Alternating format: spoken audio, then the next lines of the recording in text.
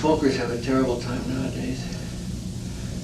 Can you do it? It's all right with me. It's all right with you. If you want to. Let's do it. Want to smoke? Okay. We need to get her an ashtray. Isn't there one? Yeah, this will do. Nothing happens if you put it. Isn't that one over there? No. No? Oh. I don't have any matches. I hope you're fully equipped. Yeah. Used to be that everybody smoked, right? Now nobody smokes. Make you feel like a criminal if you smoke that thing.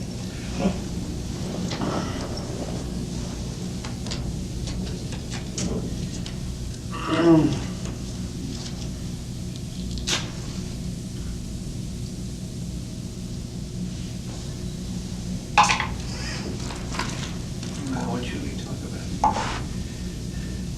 Got any suggestions? I never know how to begin these things.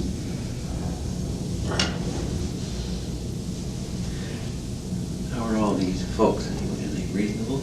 Yeah. They treat you right? Most of the time? They do? Yeah, most of the time. Good for them. Doesn't happen too often in my business. We don't treat people very well. We really don't. It's a sad thing. Oh, I don't know. Oh, we have so many wonderful people and we often don't treat them. I think it's different with each coming from a family with the way they were raised. Yeah, that's right. But we ought to know about those things by now, right? We should. Well, We shouldn't. I would think so. I would think so. You know, when I tell you, I blame myself because I've been in this business for 35 years.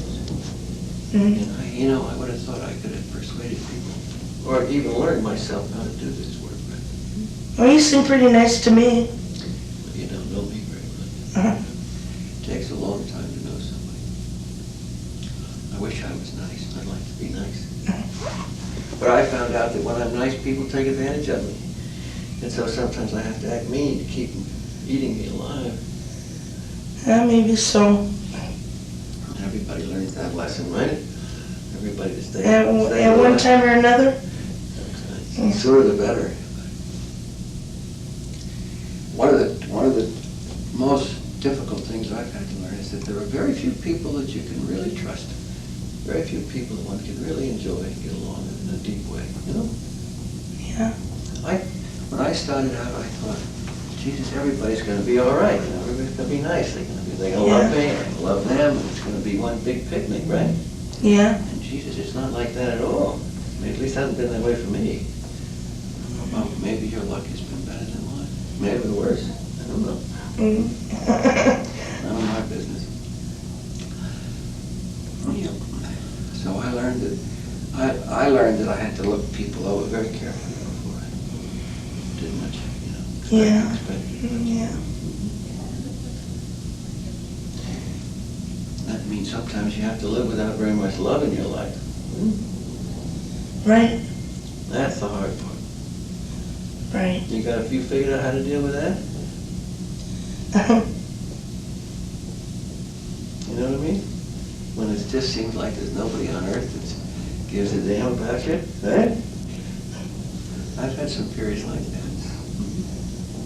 Yeah. You seem like a very cheerful, pleasant person, though. Are you? Well, I'm in a pretty good mood. Are you? Yeah. Oh, good. I had a theory about you. You know that? I had no right to have a theory this soon, but I had a theory. Oh, what was that?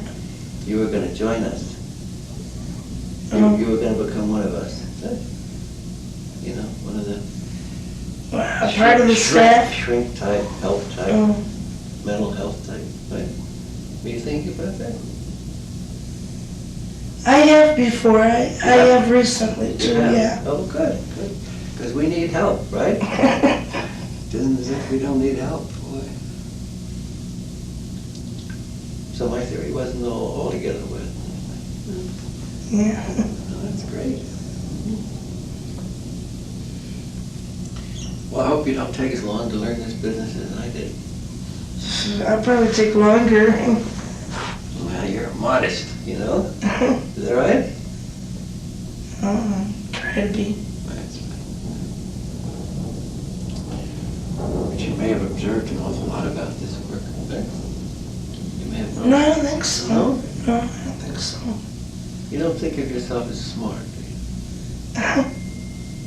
Do you think of yourself? Yeah, You do? yeah. Oh, good. Oh, I was hoping you did, because it struck me as you probably were. Oh, I don't know if I might not be smart, but I like to think I am. I goof. Who doesn't goof? Yeah. Who doesn't goof? Who doesn't goof? Oh, God. I've had more chance to make mistakes than you have. Well, that's just because you're older. That's what I meant. Twice as many years to make mistakes. Hope you don't make some of the mistakes I made.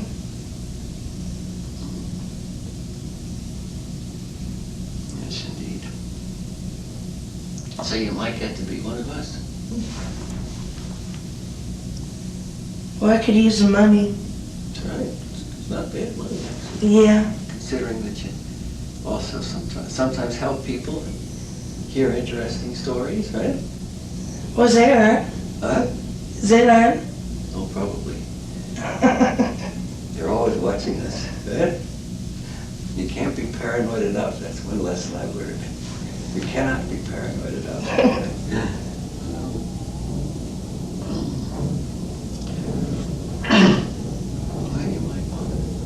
I don't know, I was thinking, that if you wanted to become one of us, how you would begin. Huh? Maybe you've begun already. Well, I get along with the staff pretty good, don't I? Mm-hmm. Yeah, I get along pretty good. They spoke very well of you. Well, sometimes I've had days where I've had arguments and that, and some days I'm in a bad mood too, where I can't help it, but I'm gonna pounce on somebody that day anyways. Mm-hmm. So, I don't like that too. yeah. Can you forgive yourself if you get in a lousy mood? I think I do. I think I can. I mean, I don't know if I do, but You may be very hard on yourself.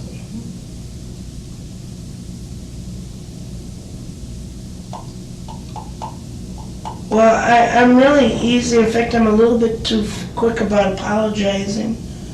That sounds like you Most might be time. hard on yourself. Oh, May apologize for things you never did. yeah, right. I think so. I think that's just a guilt conscious thing. Almost as if you'd done something wrong. Yeah, Well, you must have done something wrong. Everybody does something wrong, right? yeah. You can't miss the opportunity of that kind of thing. But you may think of yourself as a very bad and sinful person. A lot of our citizens do. We make our living off of that way. Actually, I tend to think that I'm rather good. Do you? Yeah, Oh, that's wonderful. Yeah. yeah. Because I think your basic disposition is cheerful. Oh, Do you remember do you know what you were like as a little kid? Were you all round and bouncy and full of fun? yeah. You were? Yeah. Not that I remember, but I bet I was, I yeah. bet you were too. I Yeah, thought when I saw your face, I bet she, whatever troubles this good lady has been through, I bet she started out as a round, bouncy, joyful Yeah. kid. Huh? Well, that's Yeah. good. You have that kind of constitution to build on, and you got to like a link for yourself. oh, well. I've been told quite the opposite, that I have nothing going for me. You have nothing good for it. I hope you hit those people with a frying pan when they In my own mind. Did your own mind? Well, In my own head. sometimes you have to take a real frying pan. Yeah. Some of them will I leave couldn't you do that, You couldn't? no. Well, we'd have to teach you how to do that, because there's some people you gotta bat them over the head or they don't behave themselves. Now, I imagine that you have a very sunny disposition and heart. Hmm? You have a sense of humor, right? Life has not beaten your sense of humor out of you. I can see that.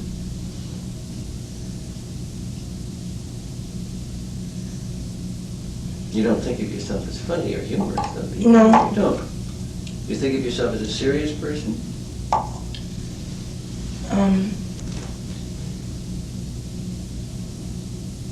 I don't know.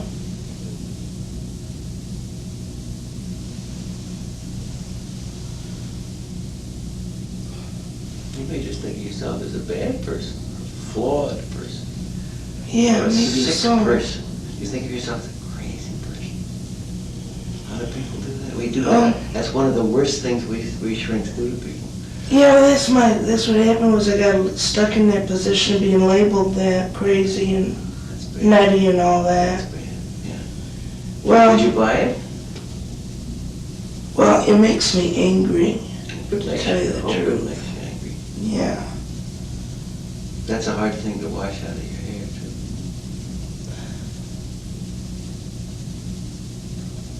But you fought it all along, right? That's a good sign. Well, Fought it. it might be, but it might be a good sign to get mad and all that, but, I forget what I was gonna say, but, But it doesn't improve your relationships with people sometimes, right? yeah, right, Trouble right. comes to isolate you. Yeah, it's like, losing friends and all that. Yeah. And you like having friends, too, don't you? Well, I like to be around people, you Yeah, know. you're basically a sociable person. I once was, yeah. I believe it. Yeah, I once was. I was, Popular, too, right? well, I was doing okay in school. But that, now I'm talking about like 20 years ago though, by now. So, Those but I was outgoing, that's what I was gonna say. Yeah, I bet you were. Yeah. Like all that blonde hair and blue eyes and high color didn't hurt either, right? Giggling and laughing all the time. Giggling and laughing. Good for you. Good for you. And that's when you grew up in Madison, right? In this very same place. Yeah. Is that right? Yeah. Yeah. May I ask where you went to school? I went to Edgerton West. Transferred. Mhm. And you liked school, too. Yeah, I liked it better than being in mental health. The people were much better. On the student and client end, like that, the opposite of the staff, the other, my end. But you're a cheerful, happy-go-lucky person, right? Is that right? Yeah, I think I could tell I was, yeah. And you had your dreams? Yeah, I had, Were you going to be a movie star? What were you no, a gonna doctor, be? You're going to be a doctor? an animal doctor, Were you a veterinarian? yeah. Oh, good for you. That's great. Hope you haven't lost sight of that. I've got that in mind, but it's too hard to, It's a long training. yeah, It's a it's, wonderful, wonderful. I don't even have the grades in studies to, in math and that to, To do it all now? no, I don't. Is there some part of it you could do, though? Because it's such wonderful work. Yeah, I was thinking I could, a secretary, like, you know, the phones. Would you like to work with the animals, wouldn't you? Yeah, but I'd still be with them, I'd still see them all the time. I mean, where I come from in Boston, we have a place called Angel Memorial. Mhm. It takes care of them. It's a wonderful, most wonderful place you ever seen. Maybe you've got something like that. They take care of the animals? Yeah. It's a Oh. whole group of people in a big building. Oh. And people bring animals from all over, all kinds of animals. But you wanted to be a veterinarian yourself, now. Well, I think that's what I want. Yeah, I think I wanted to be a veterinarian. But then I got that out of my mind and decided to work instead of going to school right after high school. I couldn't even do that because I was placed right in the hospital right away. But you decided to give that up? Yeah, right. Isn't it dumb? Well, I mean, I mean, your fault. It was too bad. It wasn't necessarily dumb. So I'm just giving it up still. And But so you took up work that you didn't even like, probably. Left school and did work you didn't even like. Actually, I remember back then I felt pretty good Mhm. having the salad making jobs and that I did have way back then. Which kind of job? Salad making, Salad making jobs. things like that, and dishwashing it, but they weren't that so awfully terrible. They were. No, they were. I had time to sit and read a book in between, and it was like And you had more of your friends still in those days, too. right, yeah. I was kind of losing. They were kind of dropping me a little by little. Dropping you? Yeah, back then they were So, kind of leaving me alone. that's mysterious, though, right? Well, yeah, I don't know why they did that. Because that was how many years ago? 10, 15 years ago? Hmm. It was that long ago. Yeah. I see. So something really awful began to happen, right? Well, what happened was they started to let me go first, and then I started feeling depressed. Let you go first. How do you Drop me. drop you? Yeah, They dropped you as a friend? almost totally. Really? Yeah, I was still in high school. I wonder why. How strange. I wonder what was happening. Maybe had you already become depressed? Maybe. Oh, a little bit. You may have been A struggling. little bit. You know, what most people tell me who have that experience is that they're struggling with family problems of some kind. Right, Cuts them off from their I friends. parent, Parent trouble. yeah. That's what does it. And you're afraid, and one doesn't want to tell your friends about it because it's private, and they Yeah. don't know what's happening to you. Yeah, besides, I figured they wouldn't know how to advise me anyways when they're not in the Well, that's right. professionals They might not. or something. And nobody likes to talk about their family troubles to other people, really, and as a rule, Right, right? If right. one's ashamed of it, or one doesn't understand it, or... Yeah. Oh, I'm so sorry. That interrupts the lifetimes of so many of our people. You know. Has the family troubles gotten any better? I hope so. Are they still just as bad?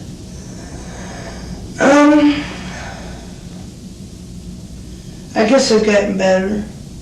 They have? Yeah, I think they have. I get along pretty good with my folks now. Are they behaving themselves better? Sometimes they're not so cool. I mean, they're still. You love them both? Sometimes I hate them. I can't stand them. You can say that.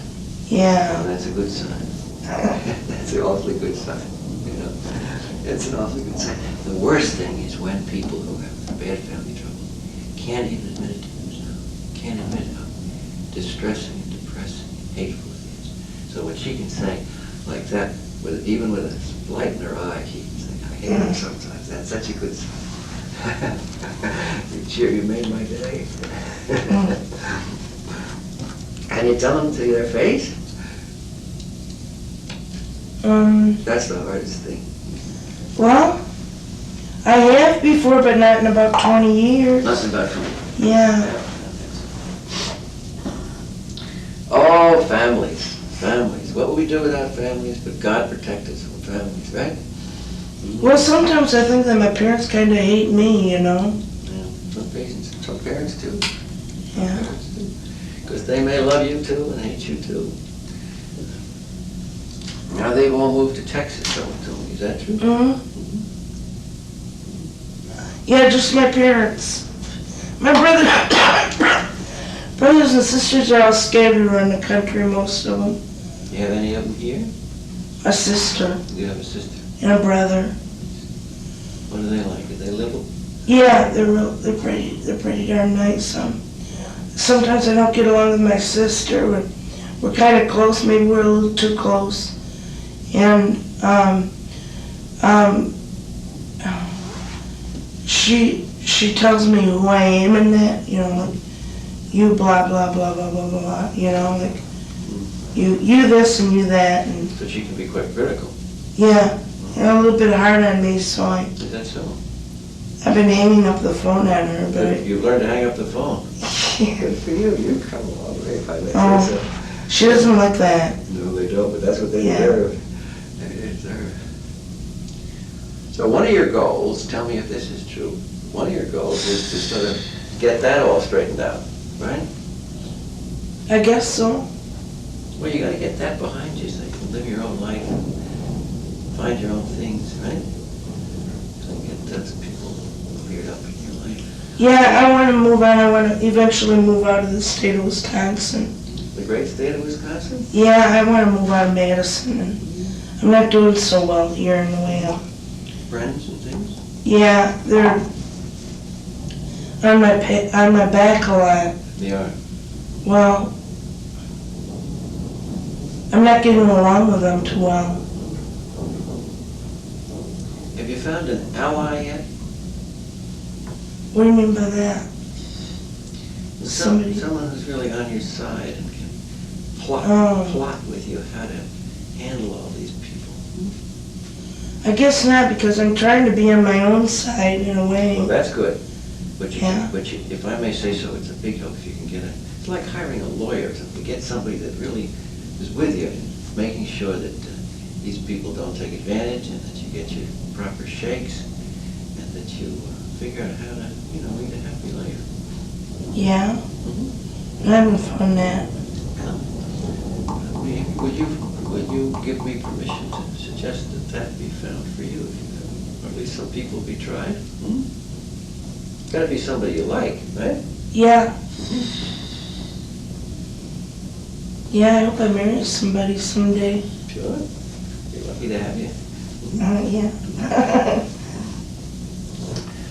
Well, you and I gotta stop and appreciate you coming, unless there's something else you want to talk about. But I hope things go better and better and better.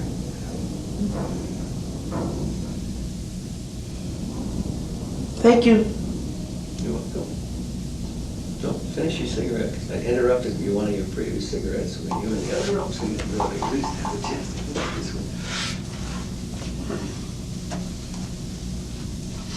We can just sit together for a little while, if you don't mind. No, I don't mind. We can just sit together. I've got 2 cats. Yeah? Yeah. Like I said, I like animals earlier, I said that. I did have 8 of them at my last efficiency. Did you? Yeah. 8? 3 full-grown cats and 5 little baby kittens. Well, I was right, you are full of life, aren't you? 8 cats. Yeah, it was quite a thing. Well, one thing I've learned is that cats and dogs are a lot nicer than people. Yeah, they are. They're more reliable. Don't Horses, too. Oh. Do you like horses? Yeah. I was always scared of horses. They are I scary. used to ride when I was a little boy, and I fell off a couple of times and Yeah. got scared of horses. Yeah, they'll kick, too. They'll kick, right? I've been kicked. I've been kicked by a horse and a cow. Both. Oh, are you from a farm? Well, I wasn't. No, I came from the city, but Oh. in the summer we used to go out. There was a farm near us, and I used to help milk the cows. Once I got kicked by a cow. That put me on cows for a while, although I'm back on cows. Horses still scare me. So you rode cows? No, I never rode a cow. Gotta be a cowboy to ride cows, right? Yeah. I bet you've never, you've not even rode a cow, have you? No. I had enough trouble riding horses.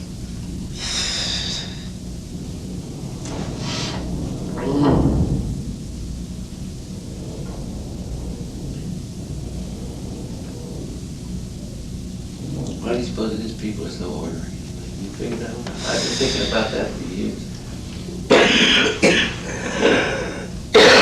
Does that mean like sarcastic? Yeah, critical. Yeah. Right. I am too. Grouchy. I am too. I feel ornery too. Everybody, we're all the same. We're Yeah. all the same. Yeah. We're all God's children.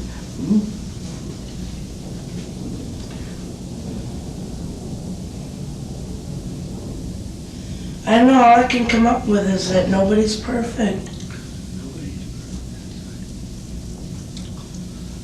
For a long time, I hoped to be perfect, but I gave it up. Well, I guess I've been through my little bits of that of trying to be perfect in certain things that I do. Or Well, that's good. lately, I've been trying to finish projects. So I'm reading this book that I'm trying to finish instead of putting it down halfway through. Then the other 3 books I put down halfway through, I'm gonna pick up and finish. Good for you. Yeah. help you find a way back to your veterinary love, too. Yeah, maybe. I don't know what I could do about that, but maybe. Such wonderful work. And some of the happiest people I know to work with animals. Really? Yeah, some of the happiest people I've ever met. I meet people who love their work the most, who get out of bed in the morning with the most excitement and joy to work with animals. Well, animal doctors are real friendly.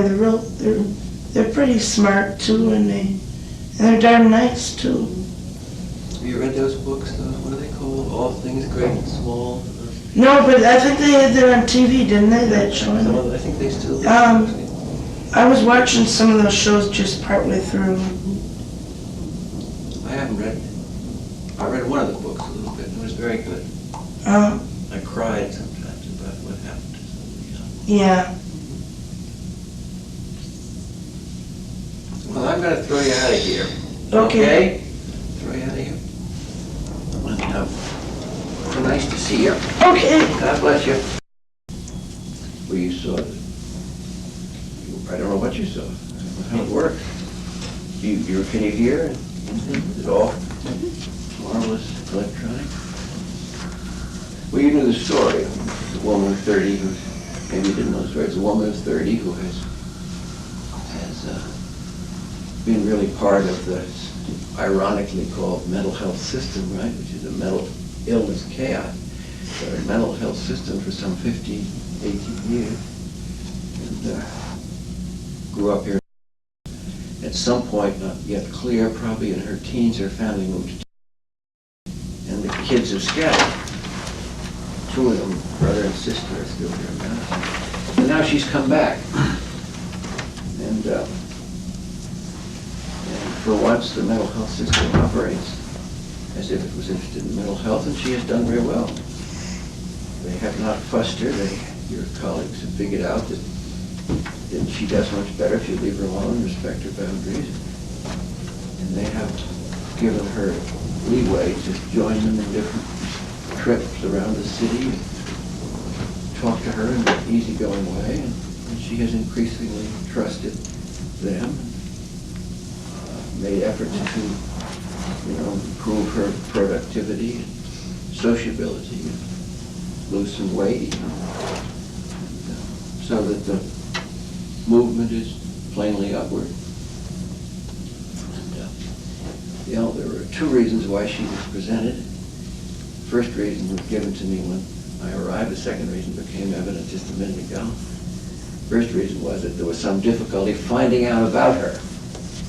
That is, she very much resisted intrusive questioning, and even benign. Can you hear me all right? And the other reason that she was presented came out afterwards, and that was that the really difficult cases wouldn't come. So I was in the fortunate position of having a relatively easy case to talk to, instead of some of the really cantankerous people they have fighting their feet down in this clinic. And so that was a nice way to begin my little trip. And I think this is I think it's pretty evident what I was up to. Let me put it like a good professor, let me put it in a more systematic fashion. Most interviewing is documented around what I call a pre-anesthetic surgical model. I'll say that again. Most interviewing that we're taught, and we're all taught the same sorts of things, most interviewing is oriented around what I call a pre-anesthetic surgical model. Now, you remember what, maybe you read about, you couldn't possibly remember, but you read about what surgery was like before the introduction of anesthesia. There were two principles in the operation of the surgeon's work before anesthesia. First was that he had to be attended by 4 or 5 extremely heavy and muscular because even if a person responded to branding, widely used, with somnolence, it was not predictable. And sometimes, of course, as we know too well, alcohol produces antagonism rather than anesthesia or analgesia. So that you had to have people hold the person down. And the second principle is equally important because even if you hold someone down, particularly if you're working inside the abdominal cavity, you cannot hold a person down firmly enough. So the second principle of surgery before anesthesia was speed. And some of the records established for the removal of things like gallstones, kidney stones, appendices, correction of hernias, are all measured in seconds. Quite literally. Because the principle is simple. You have to complete the operation before the patient knows what's happening. Because then they start to move. And once you start to move, you can't do anything. It's lethal enough at those rates of speed. But with a person moving, you can see that it's absolutely haphazard. Now, unfortunately, despite a few advances made in psychiatry, and not many advances have been made in psychiatry, let's face it, when I see the size of the textbooks that are sold to people, I think that the only development that has occurred in psychiatry is on the commercial side. Because we don't know very much and we don't do very well. But we have enormous amounts of books packed with information, most of which is not at all true, of course. But we are really only at the beginning of our task. And it seems to me, this is now you get on my hobby horse, it seems to me one of the first things we need to learn is how to work. I mean, how to set about the contact of the person. That would seem to be a fundamental thing, as fundamental as the learning the physical examination is in medicine, or the neurological examination. Some of you know that the neurological examination is relatively recent. It didn't come into neurology really in a systematic way until the teens and the 20s of this century. And in my opinion, the psychological approach to the patient has not yet come into psychiatry. That's a radical position to take, but I really believe it.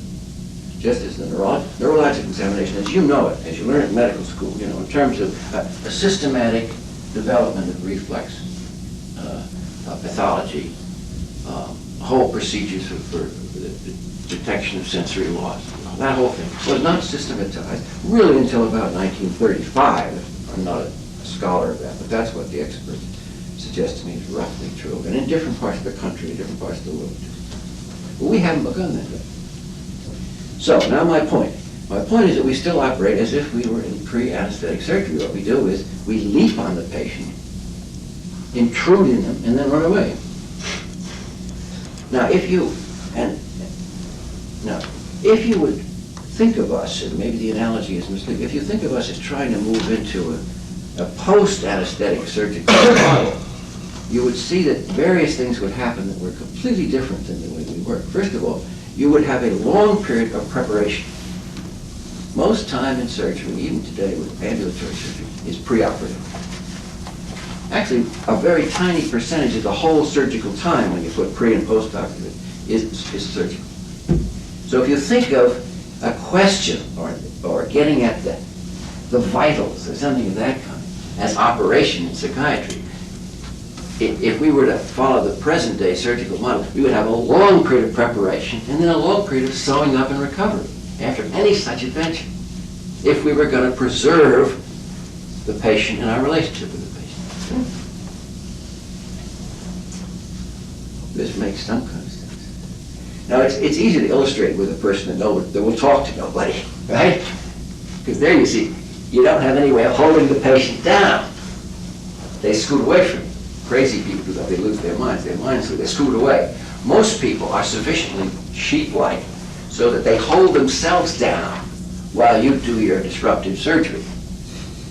Or you use your authority as a doctor or a mental health worker to hold the person down while they have to answer your question. But I want you to know that that's really no more humane and accurate than pre-anesthetic surgery, because you don't have the guidance of the person's biological system to protect you against making intrusive mistakes. In other words, you don't know when they're bleeding.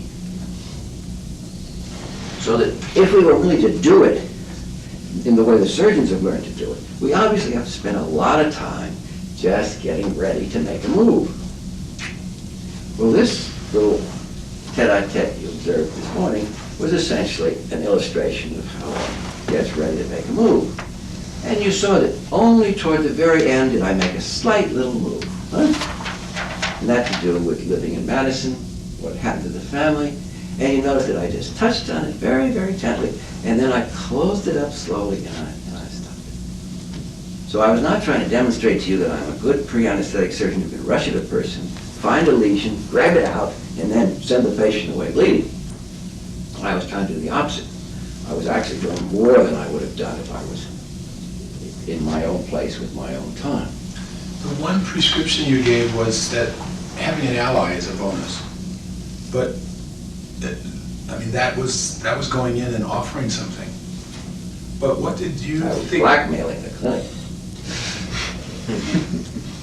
How did that tie in with what you were saying about going in and doing something about the family? What did you think you did about the family? Well, that followed after the evidence of her total alienation from the family. Even her sister that she's closest to is apparently very critical. And what did you think you offered her?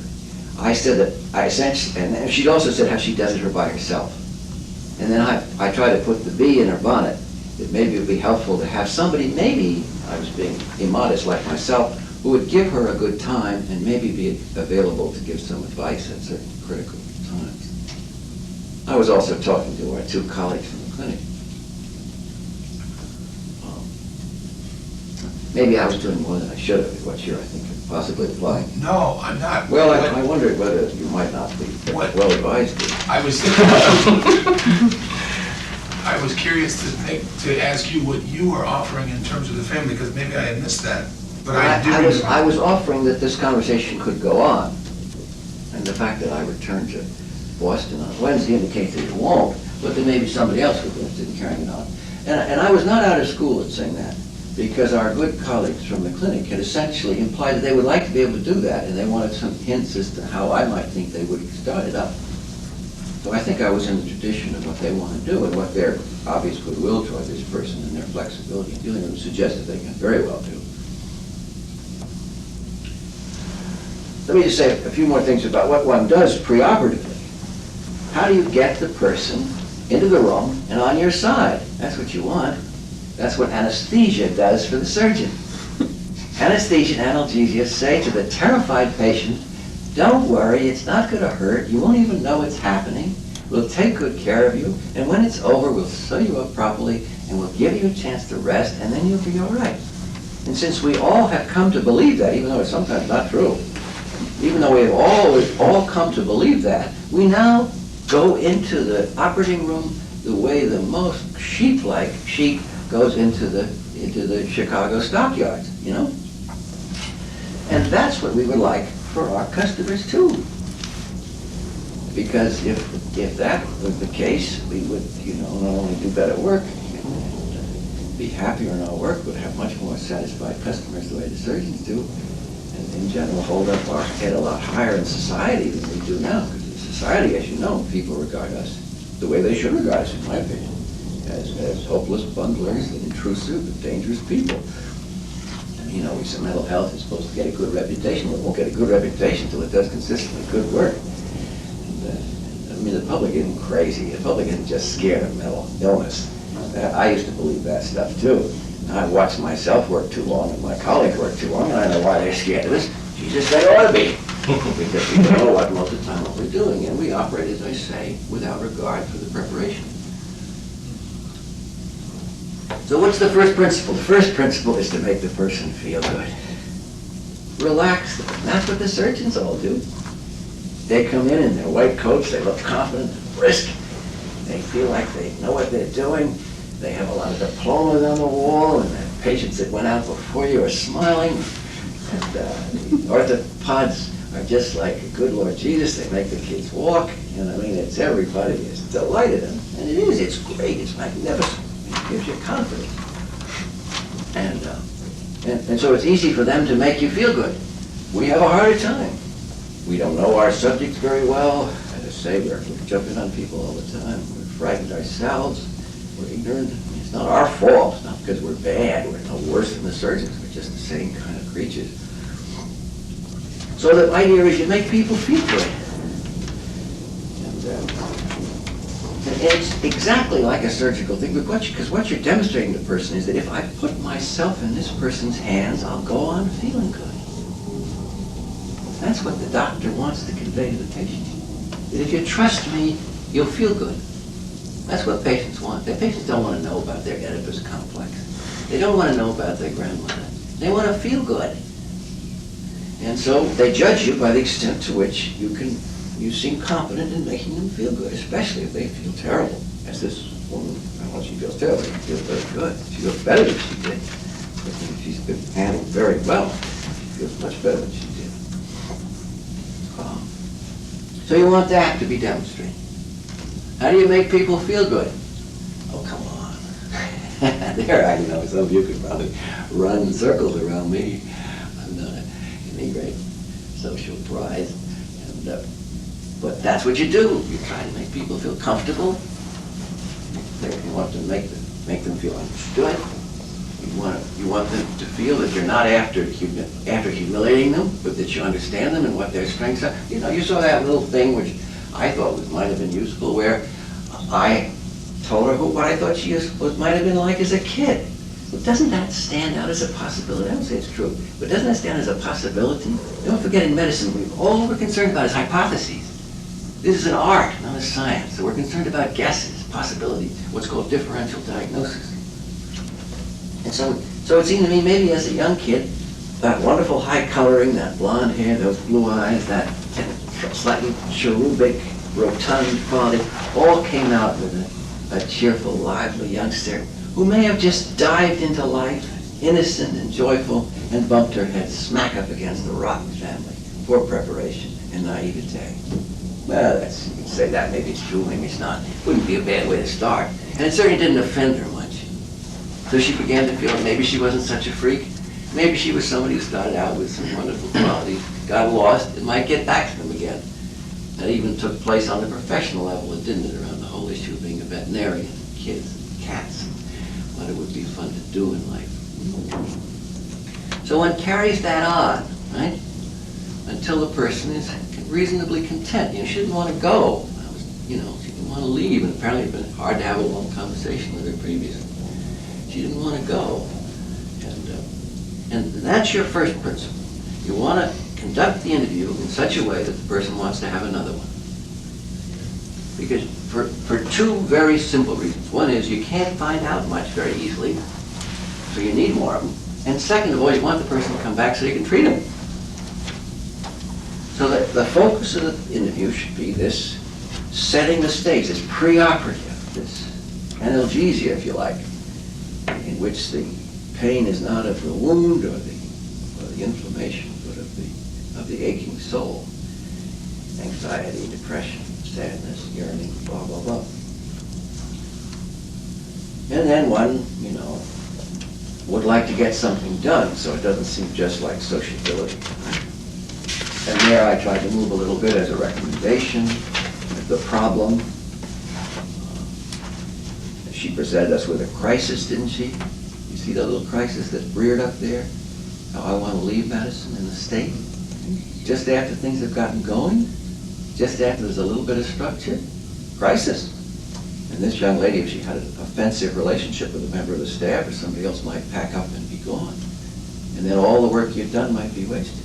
So that's a crisis. That was one of the other reasons I brought my ally thing in. Because I wanted her to think when she leaves, will there be somebody around for me there? And then she'll remember the nice time she's had with people here, and maybe she will go. So that was my move against change. Because this is working better. This is the best time, as far as we know, that she's had in years, maybe ever, at any time in her life. So it's a very critical, emergent thing, not to disturb it. But we can't jump on her and say, you gotta stay, because that'll send her right out of the state. Right?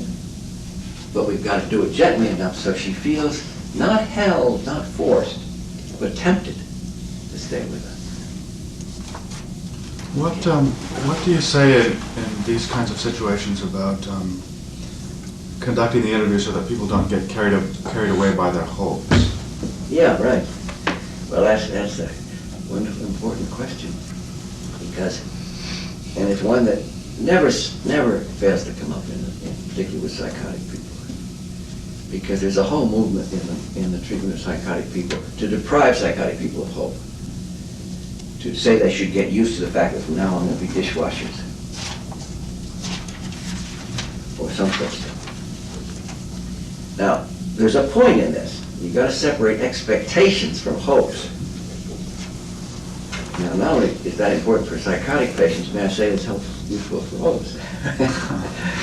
Where I come from, an extraordinary percentage of the people hope to win the Nobel Prize. If you practice off that proportion of them that expect it. So being hopeful is good news. Being overly expectant is bad. I love to quote the novelist May Sarton, who makes the following, it seems to me, true statement.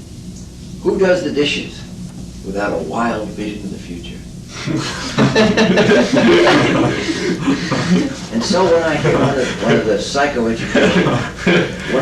of the psychoeducation people carefully explain to me that I'm overexciting the expectations of the psychotic patients, I look at them and I ask them about what they expect to do themselves. Usually proves to be just about as crazy as what the patient has done hoping for, right? But it's not crazy. It's good. We all, we'll go to our graves fighting to get that thing that we won't get, right? But it keeps us going. We want our marriages to work, and that's a terrible problem. We want our professions to blossom, and it doesn't always work that way. We hope our kids will be great. Look, sometimes it's not so good. The whole thing, but our vitality lies in the fact that no matter, even when they're shoveling us under, God damn it, we're still hoping we can pitch a little in that direction. Well, that's the way. So maybe she's not going to get to be a veterinarian. She explained to me how she can. And I didn't say, oh no, you get to be a veterinarian. I'm not crazy, right? But I said to her, well, maybe there's something else in that you could do. And what did she do? She responded perfectly realistic. She said I could be a secretary in the thing, right? And I said, well, that, because I didn't want to buy that, because never agree that a woman should be a secretary. That's like calling black people niggers. And never agree with that. So instead I said, well, will you see the animals in them? Will you have to do that? Which is the issue, it seems to me, or at least one of them. And she said, yes, she might do that. And then I remembered about Angel Memorial Hospital in Boston, which is a great animal hospital, right next to Harvard Medical School. And that's probably a hell of a lot better than Harvard. A hell of a lot better. Not just the animals either. But where a lot of people have a lot of interesting things they do. Where a hardworking, loving person can make a great lifetime. Anyway, so I didn't, and as for the fact that she's too crazy to do something like that, not a chance. She's not too crazy to be a professor at Harvard. I mean, I can show you people that can't make half as much sense as she does, who are, pulling down big titles and salaries. You may even be looking at one of them.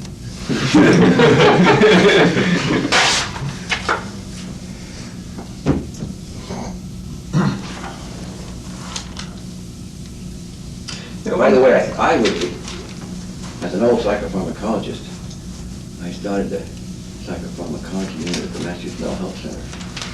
I also studied electric shocking up there, and both of which have a place in our work, strange to say. And anyway, I won't go into that, but she has a fair amount of akathisia, and she has a little bit more cogwheeling than I think she needs to have. And I would, with all due respect, I would think you try. I wouldn't get rid of it. Like what I think I would try to lower it a little bit, right up to the point where my principle, and all psychopharmacologists disagree about these things, as we all do. But I think you should take it up to the point where not where the side effects disappear, but where they just appear. I don't think there's any evidence that the antipsychotics profit from being taken beyond the point of appearance of side effect. I think the evidence of side effect is evidence that you're getting central nervous system action. But I don't think you need to go beyond that. Now, you may have better pharmacologists than I'm trained by, but that's my principle. So I would think about it a little bit and cut it down. She has a little bit of a tremor, which may be related to the lithium, but may not. I don't know about that.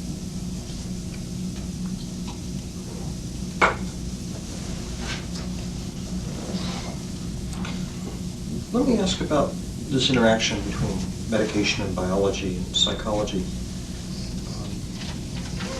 Because obviously you're approaching her as though this is a psychological phenomenon. It's everything. It's all kinds of things. I am approaching her because the only way to approach a person is through their personality. You can't approach a person through their biology. Well, you can under emergency circumstances, but sooner or later you want to engage the person, if only to get the cooperation in the medication. Quite apart from the question of whether these are purely biological conditions, I don't think anything is purely biological or purely psychological. I can't imagine how nature could be constituted that way. But I don't want to get into that argument. I'm perfectly content to leave the biologists undisturbed in their conviction that these are diseases. I'm far from convinced of that myself, in the sense that if you mean by disease something like rabies or measles, I don't think we know what they are. And I don't think we're dividing them up right. But that's just my opinion. I'm trying to sell a positive thing. I don't want to get into big fights on the negative side with people. But quite apart from that, I'll accept all the biological causation they can establish. Great, more power to them. The medications have helped us. I want to see they're used right, and I want to make sure that we also do everything we can in the other department. One of the very nice things that's happened in the last 5 years is that, in my opinion, the best informed biological people now realize that there is a very important place for psychological treatment and rehabilitation.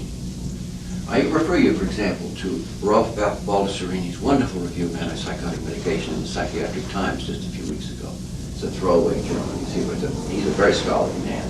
He's our most distinguished person at Harvard, in my opinion, in terms of central nervous system problems in psychosis. And he makes that point. He makes 3 points. One is that the medications are not curative. They're very partial in their effects, but they're useful. Second of all, that insight treatment with most psychotic people, the way it's traditionally done, is counterproductive, which I agree with too. Thirdly, there is, however, a very large place for good what I call good management, including psychological management and understanding and development, as well as rehabilitation. Lauren Mosher represents that point of view too. So, what does that say? Well, it says we want to have our patient in very good stead. And I could go back to my surgical analogy. Well, your appendix, that's a biological condition, but the surgeon is handling you psychologically. And he knows damn well you're not going to be a good patient. He's not going to get to operate. And he won't get paid if he doesn't handle you right. And he knows damn well that if he does handle you right, you're going to be a much easier surgeon. And you're going to heal better. And you've got good evidence about that.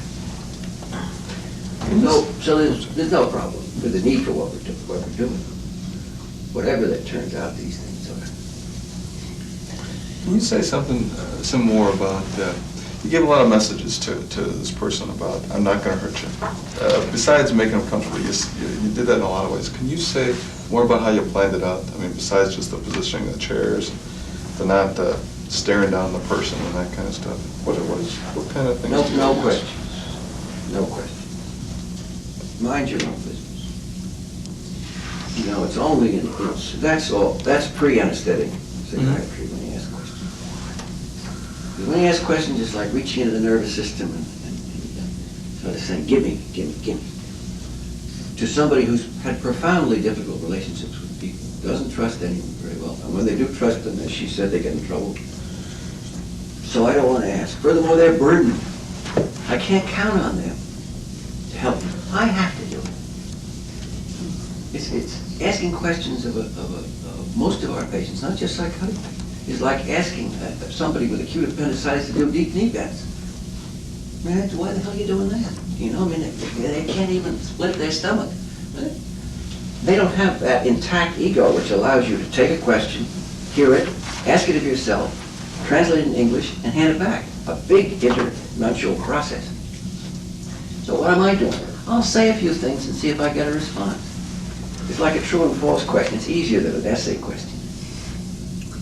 So I say a few things, see if I get a little movement, see if I can develop some spontaneous thing from the person, which is what I tried to do. So she began to talk. She could have been talking still. And I don't want to talk much anyway, because the more I talk, the more trouble I'm going to unearth. What I want her is to be able to sit quietly with me and have a good time. Such a nice, comfortable time she wants to come back. And then when she's really comfortable, got a little money in the bank, then we'll spend a little. Then I'll say something to her, you know, a little bit down the road, like, You know, when I know she's feeling pretty comfortable and I really have to know something important, say I hear her mother's coming to town, right? And I want to know whether she should see her mother or what I should do about it. Which, with her, it's easy, because, I mean, she did something which, you know, made me realize that how well you've been doing, how well ahead of the game we are here. She said, you know, sometimes I hate my parents. That, to me, that almost means she's definitely not a schizophrenic person.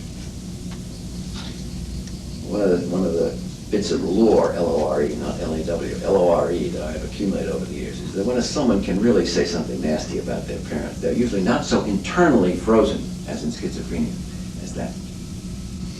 So that was good news. But if she wasn't like that, maybe she was somebody that, you know, at the mere thought that they would think something bad of their parents, begin to hallucinate. A voice said, "You are bad," just as soon as I think of saying something negative about my dear beloved mother, right? If someone's like that, and I know that the mother's coming to town, I may need to know a little bit more, so maybe I'll spend some of my goodwill. But I want to make sure I got it in the bank first. Mhm. Well, I noticed as you were talking to her and making her feel comfortable and offering positive things about her and her color and her good humor, she would say, Which well, quite seemed to loosen her up. Yes, it did. She liked that. She also came back with other parts. Well, yeah, it's nice, but sometimes it's not so nice. And so she gave you this little bit. But Well, what'd she tell me? She told me that sometimes she does things wrong and that she's not perfect. And she sort of, and you see, there's where the doctors have to control themselves. Because we psychiatrists, knowing nothing about health, right, having no firm basis in healthy judgments about our patients, leap on every evidence of psychopathology. Now that's another thing that separates us from the internist and the surgeon. The usual examination of a physical body is almost entirely devoted to determinations of health. The pulse rate, you establish whether it's at normal limits. You look at the color, you do the respiratory rate, the reflexes. 99% of what you find is that the patient's okay, except in the area of disease, right? Psychiatry is the opposite. That's why we use adjectives. That's why we call people psychotic or neurotic, as if they were all psychotic. You don't talk that way in medicine. In medicine, you occasionally do it. You usually don't call people cancerous or tuberculous. You do call them diabetic. There are exceptions. But most of the time, you locate something. But in psychiatry, we don't speak about, you know, schizophrenia of the maternal complex. We don't. This is the way we ought to talk, but we don't talk that way. We talk about them as being schizophrenic. So therefore, when a patient hands us what they think is a piece of pathology, we gobble it up. But in fact, most of the, you know, as I said, we're all like that. I mean, there's nothing that the patient can tell us that we haven't had ourselves, even a few hallucinations maybe. But they'll give it to us, and then we'll go to work on exploring their narcissistic borderline tendencies, or the failure of their object relations, or all these awful terms we have. We'll go to work on that, right? And they'll begin to feel creepier as we feel more and more comfortable. It's a very bad state of affairs. And if somebody, and I don't mean that she's 100% healthy, I am not, you are not. We're gonna have to know her a long way and know a lot before we probably find out anything that you could be sure wasn't well within normal limits. Now, if she says to me, "Doctor, I have something to tell you, which is so terrible and so appalling that I'm afraid to tell you." And all of you who've been around long enough have heard that famous term, right? If you've been around long enough to have heard it, you've probably been about long enough to find out that it means nothing. That the person is going to tell you something that, as a matter of fact, you used to worry about yourself until you found out that everybody else had the same vision. Adolescents say, "Doctor, I've never told anybody this." When you see them getting catatonic, "I've never told anybody this." Sometimes in the gymnasium, the other boys take their clothes off. "Doctor, I want to look at this." Now, patient waiting for you to say, "Uh-huh." You're a homosexual, right? Can you say anything on the basis of that information, except that the guy is more scared than he probably has to be? Can you say anything more? Not a chance. You can't mean anything. You don't know what it means, except the poor guy, for some reason or other, takes most manifestations of normal development as a sign of sickness. Maybe because he's been living in a very critical environment, to which I do not want to contribute.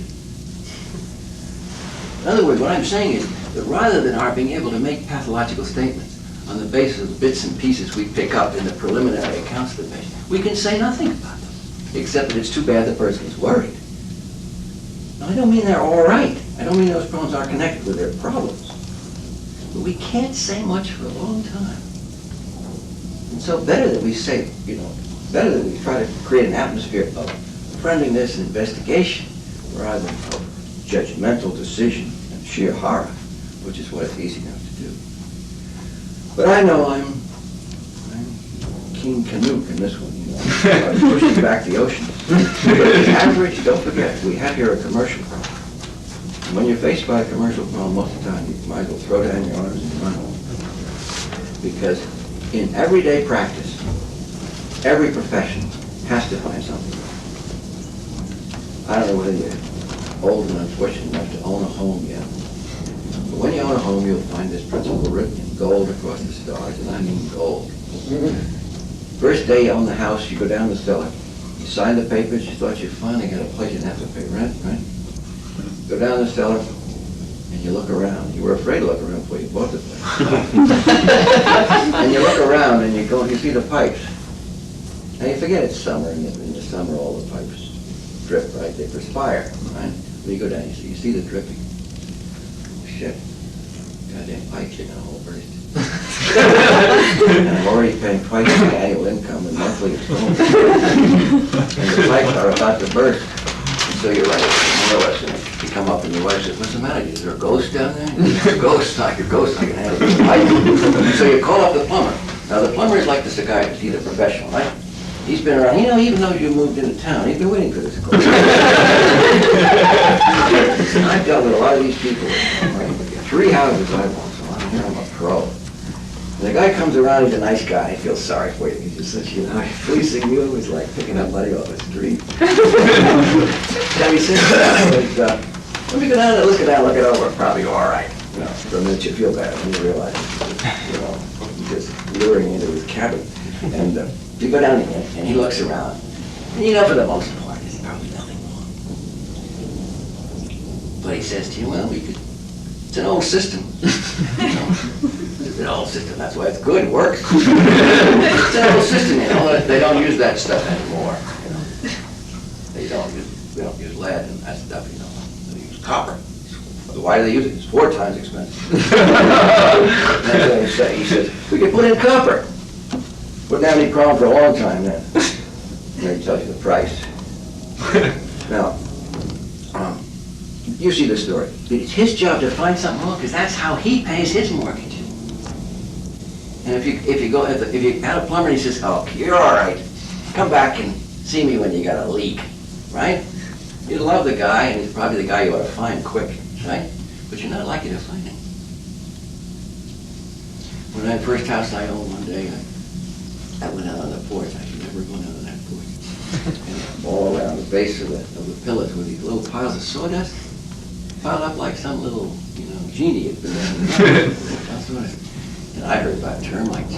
Termites. The homeowner, I don't know what it's like out here in Wisconsin, but in New England, the termite, the Russians, nuclear disaster, AIDS, nothing to it. Termites, crack the problem. So I think I got termites, And I found one of the damn things running around, proud as punch, one of these little thick piles of sawdust. I picked it up, put it in the matchbox, and punched me. You won't believe this, but it's true. My next door neighbor was an industrial exterminator. Nice man, calm, sensible guy. I went running over to him, sweating like a pig. and I said, Mr. Muirhead, I have something to show you. And I opened up this stupid matchbox, and I showed him my hand. I thought it was a termite. I didn't know that termites are non-segmented. This was segmented, thank God. And he said to me, that's a carpenter ant, he said. I didn't know what that was. I said, well, he's eating my house. And he said, don't worry, Les, he said, they eat very slowly. And I day, you know, my day, my year. But my point is, the professional person who is out to exploit us to some extent is not going to give us much good. And you know, we're going to all do that on occasion, I suppose, but it would be better not to have to. And in the clinic, that's the nice thing about a resident. The residents don't want any patients. The last thing you want when you're a patient, the only person you hate worst in the world when you're a resident is the admission officer. Kill the admission officer. So that you can feel good about the patient. And you can invent some pathology to entertain the supervisor. Maybe I go too far. It's 9:30, so we'll break till 10:30 and zoom again then. What's going to happen at 10:30? Nancy Barkley, the CAD case, which you got, is a chronic, a suicidal patient from affective disorders. Just to fill some of the staff in the center in, we only got one patient instead of the two we were promised, but as a result, you were invited to sit in for the second case as well. Yeah. That's the trade-off, as they say in the business. So you're welcome to stay for the 10:30 to 12. Who is this?